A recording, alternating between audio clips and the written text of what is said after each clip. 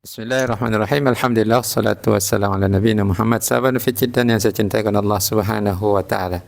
Saya sebagai seorang muslim dan teman-teman yang lainnya tentu juga turut prihatin dengan fenomena yang kita dapati di negeri kita Indonesia. Salah satunya adalah tentang pesantren Az-Zaitun, yang mana banyak video-video potongan yang saya dapati yang masuk ke WhatsApp.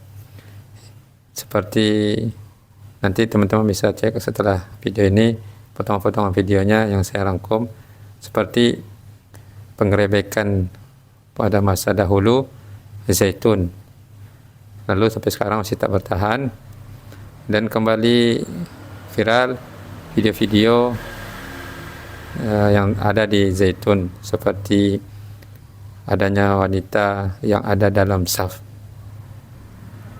solat laki-laki, solat yang berjarak. Kemudian lalu beliau juga mengatakan solat tu harus berjarak 1 rentang tangan agar tidak kena bau orang tu, bau jengkol misalnya. Lalu pernyataan beliau tentang Cina komunis, yang ini cukup memprihatinkan dan meresahkan, sehingga kembali masyarakat sekitar itu melakukan demo untuk meminta ketegasan dan juga dari pihak MUI menindaklanjuti akan perihal keberadaan Pondok Pesantren Zaitun ini, agar jangan sampai ini berlalu terlalu lama, karena menjaga akidah kaum muslimin itu sangat penting, karena negeri kita Indonesia adalah salah satu target untuk dirusak generasinya, terutama dalam hal akidahnya.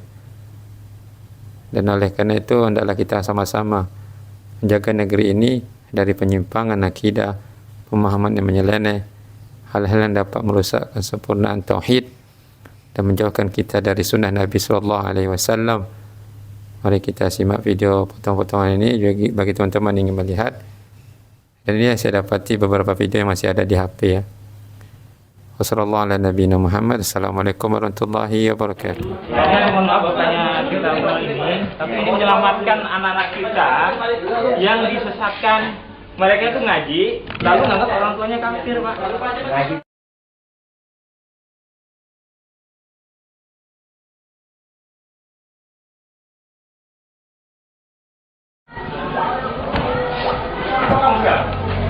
Enggak, saya bilang enggak. Kamu mau ngaku apa saya telepon orang tua kamu sekarang? Demi Allah enggak. Kamu ngapain di sini? Siapa orang tua kamu tau nggak? Anjing tau nggak? Dibohongin kamu sama Panji Gumilang. Kamu kayak gitu baru diinjak. Siapa bilang bukan begini? Kayak ini salahnya.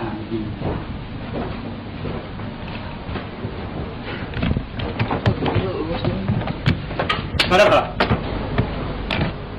Apa ini hari ini?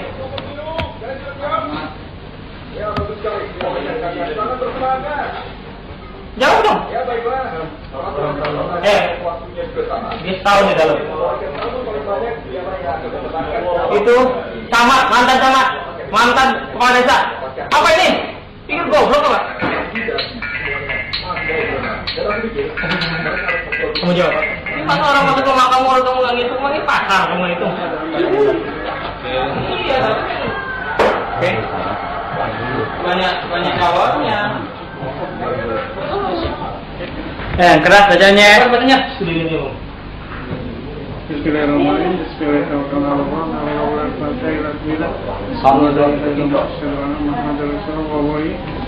Demi Allah, saya menyatakan bahwa ini kepada Allah di hadapan ahli presiden, kemudian perkara, pemilik negara yang bertanggung. Saya menyatakan bahwa ini sebesar kualitas, suci hati, wilayah ta'ala, semata-mata dari sekali ini karena suka keluar dengan Allah, agama Islam, negara Islam, Indonesia. Saya berdoa dan berolahraga yang saya selalu kepada saya, sesuai Allah. Hubungan Allah bagi menegakkan kalimatilah. Itu di pegang. Kalimatilah. Ah ini. Iya betul. Dengan hukum syariat Islam seluruhnya berlaku dengan seluasnya dalam kalangan Islam dan Indonesia di Indonesia. Saya akan dan tetap saya dan segala dan terus ketika kembali kepada Allah dan Rasulullah dan kepada negara saya buat ludah umat Islam di Indonesia. Saya sanggup membela negara komunis. Saya komunis. Anak-anakku sekarang Cina. Umur kemajuannya 24 tahun. Katakan 25 tahun. Diukur dari tahun 98. 98 Indonesia yang sudah naik hampir bersamaan dengan Cina, dipotong, hancur lagi, nol lagi. Cina naik terus. Menjadi raksasa dalam segala hal. Apa raksasanya? Raksasa yang newcomer ini. Raksasa pendatang baru itu mesti kuat kan? Daripada raksasa tua. Apa raksasa tua? Kaum kapitalis Eropa itu hidup ratusan tahun kaya. Kapitalis Amerika ratusan tahun kaya. Dan tua. Letih. Disalib oleh komunis yang berpaham jangan pilih kucing untuk menangkap tikus. Yang penting bisa nangkap tikus. Itu filsafat daripada Deng Xiaoping. Kalau mau tangkap tikus, jangan pilih kucing. Yang penting kucing. Jangan pilih warnanya. Mungkin yang dimaksudkan itu, kucingnya itu komunis, mau nangkap, warnanya itu apa saja. Mau warna Amerika boleh, mau warna Arab boleh, mau warna Eropa boleh, mau warna Indonesia boleh. Tapi jangan pura-pura jadi tikus yang menyayangi, jadi kucing yang menyayangi tikus. Seperti halnya yang dibuat oleh kaum imperialis kapitalis. Seperti menyayangi rakyat terjajah, tapi dia mencengkeram. Bahasa Cinanya itu, entah ngerti, entah enggak orang Cina ya. Saya berbahasa Cina. Mau kuk selaut se.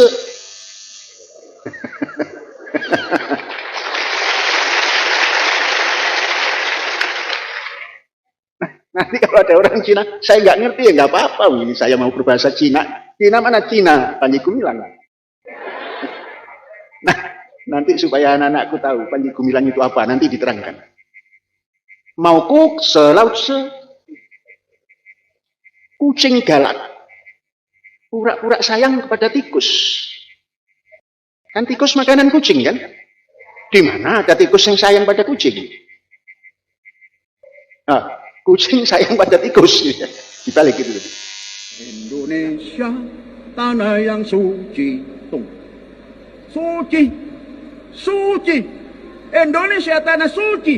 Nggak usah mau mati di tanah suci yang jauh. Di Indonesia. Siapa juga mas yang mengatakan bahwa Indonesia itu najis? Wong hakikatnya bumi ini suci. Bedakan tanah suci dengan tanah yang suci. Tanah yang suci itu bisa ada di mana saja di bumi ini. Tapi tanah suci bagi umat Islam itu adalah Masjidil Haram dan itu adalah Mekah. Tanah kelahiran Muhammad juga Madinah, di mana jasad mulia Rasulullah kembali dipeluk bumi. Di sana Al-Quran diturunkan, di sana agama Islam diwahyukan kepada Nabi terakhir untuk umat akhir. Tidak ada yang salah mas dengan lagu Indonesia Raya, stansa Oh, bau petik. Kan nggak enak. Tapi kalau jaraknya serentang tangan, no dehe, no nggak akan tahu. Tuhan tuh tahu itu. Makanya Nabi Muhammad SAW tuh menyuruh kita untuk pakai wangi-wangian ketika mau sholat. Iya. Bahkan mau Jumatan kita disunahkan untuk mandi. Bahkan dalam beberapa kisah, para sahabat itu tahu Nabi Muhammad SAW mau datang, itu hanya dari wanginya.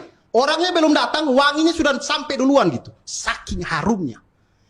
Pertanyaannya, Bapak ini ikut Nabi yang mana? Kau ikut Nabi yang mana? Hah? Nabi yang mana kau ikut? 25 nabi itu harum semua loh teman-teman. Ibu kita Kartini saja harum.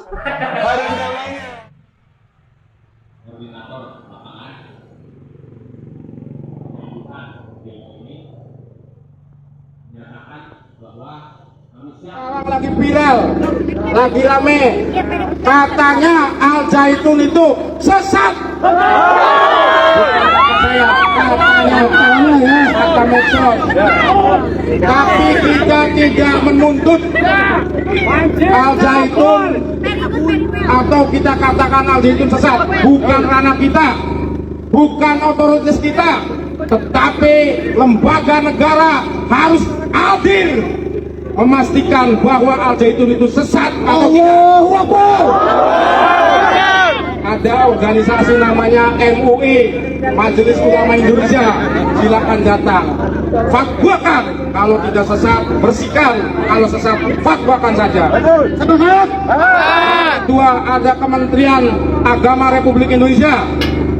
Jangan kayak kucing sayur, jangan kayak ayam kampung, datang ke sini malam lepas. Kalau ada yang salah, cabut izinnya. Kemudian Al Zaitun ini sebenarnya lembaga apa? Pesantren kah? Sekolah kah? Atau lembaga apa?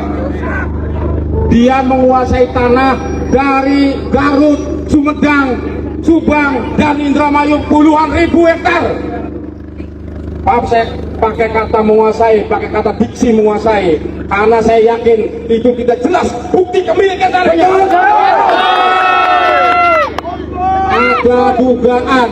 Ada dugaan, mereka memakai dokumen orang untuk membeli, kemudian dihibahkan.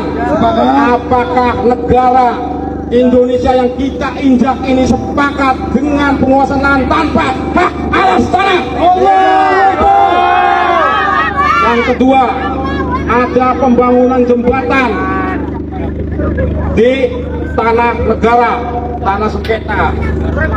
Tanah negara, tanah sengketa itu tidak boleh dimiliki atau dikuasai kecuali ada surat keputusan dari Kementerian ATR BPN.